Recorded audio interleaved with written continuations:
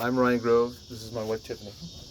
And a couple of years ago, a friend of mine named John, he's a brilliant IT guy, was excited to read me this diary entry that he found online, allegedly from a pilgrim, one of the original settlers from Europe in the 1600s, coming here to colonize America. And the diary journal was filled with all kinds of praise to God because of this land of milk and honey that they had arrived in, and it described how there were already tilled fields just waiting, to be farmed. There were structures here for them to live in. It was just a really great place. It was like God just handed them this great land, and there was no one there. At least that's what this person thought. And at the time that John was sharing this diary entry with me, I didn't realize what he was trying to say. It wasn't until recently that I finally dawned on me that he was trying to tell me about the possibility of an advanced civilization actually living in North America prior to European colonization. So last night we were trying to introduce this topic sort of, and we started with Harriet Tubman and the Underground Railroad in order to segue to physical railroads, and then it went somewhere else. But I kind of want to explore the railroad aspect, and I just kind of want to focus on that in this video, and I want to focus on fireplaces. But first, the railroad. Now, the first steam train was invented in 1804, but throughout the 1700s, wooden tracks were being built in the colonies, but these were pulled by oxen and horses. They pulled these giant carts filled with lots of heavy stuff and everything.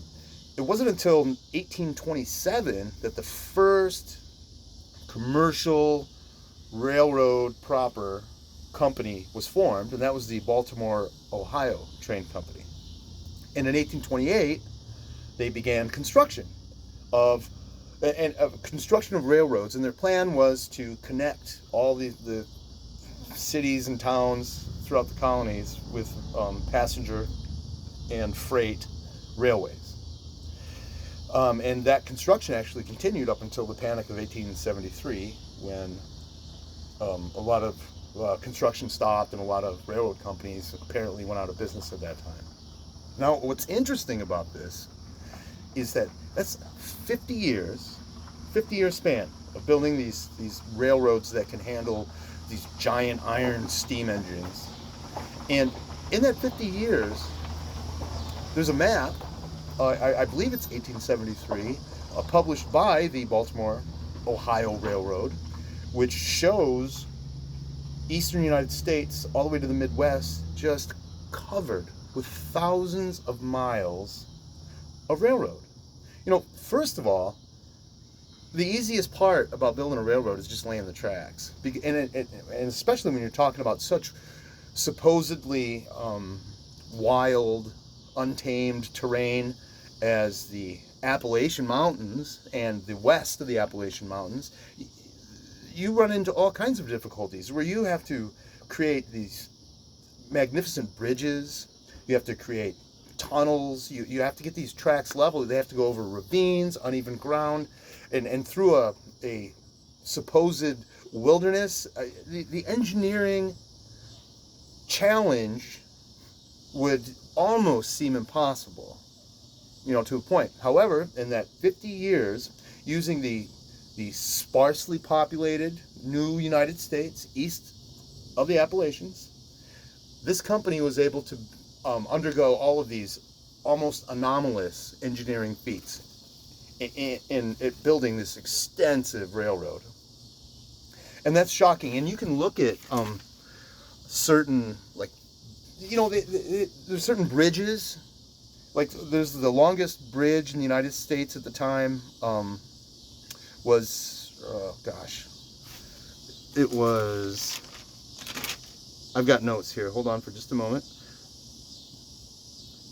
Oh, it's the Thomas Viaduct. And that was the longest bridge in the country at the time. And it was over 5 miles of just this massive feat of masonry. Now, that alone is not implausible that could have been completed in this amount of time. But the fact that that's just one example of perhaps thousands in the whole eastern half of the United States to have been accomplished in this time. I mean, where did they get the labor? And remember, they're not using power tools. They're using horse, wagon, and manpower. So it's horsepower and manpower is really all they're using. The fact that they could come up with so many genius engineers in so little time, and then harness all their engineering power using the most primitive technology to accomplish this, that's just something that is very, very curious. And what's also curious is that this railroad connects from St. Louis. It connects, from Baltimore to St. Louis, from Baltimore to Cincinnati, from Baltimore to Indianapolis to Chicago. All of these places where there are remnants or photographs of all of the same kind of architecture that we were talking about last night. This sort of Greco-Roman with the dome and the spires kind of architecture in all of these places. It's astounding. And furthermore, in some instances, they had to burrow under mountains. And these railways went underground. So you have to remove all of that. I mean, it's just something else. I mean, they were quite industrious people, evidently, in the early half of the 19th century.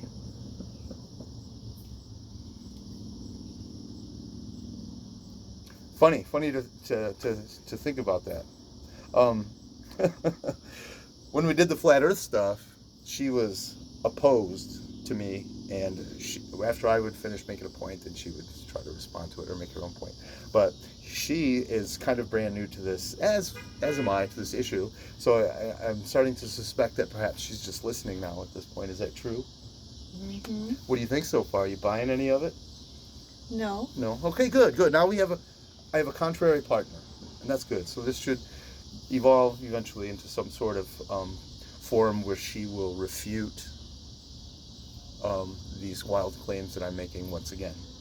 Another interesting thing about these technologies, about these pieces of architecture, these buildings, that in these massive megalithic palaces, castles, giant state house buildings, etc., there are a lot of fireplaces. Now, these fireplaces have ornately and expensively decorated mantles, and in some cases, the inside of the fire pit also has some mosaic work, may have some painting or whatever. So clearly, these fireplaces were not designed for an actual fire to be in them. They must have had some other purpose. And I think back to I saw earlier today this picture. It was an excerpt from a 1903 book called The Independent, and volume 55. And in an article, they postulate to French people at the turn of the last century what life would be like in the year 2000.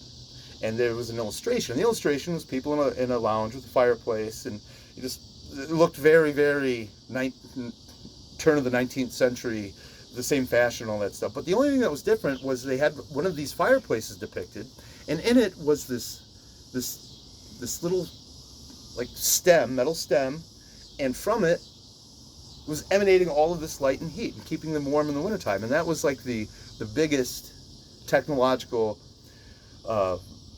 guess or that they could make about the future at the time. And it so happens that in 1898, I believe, that radium was discovered, and by Marie and Pierre Curie, I believe, like around 1898.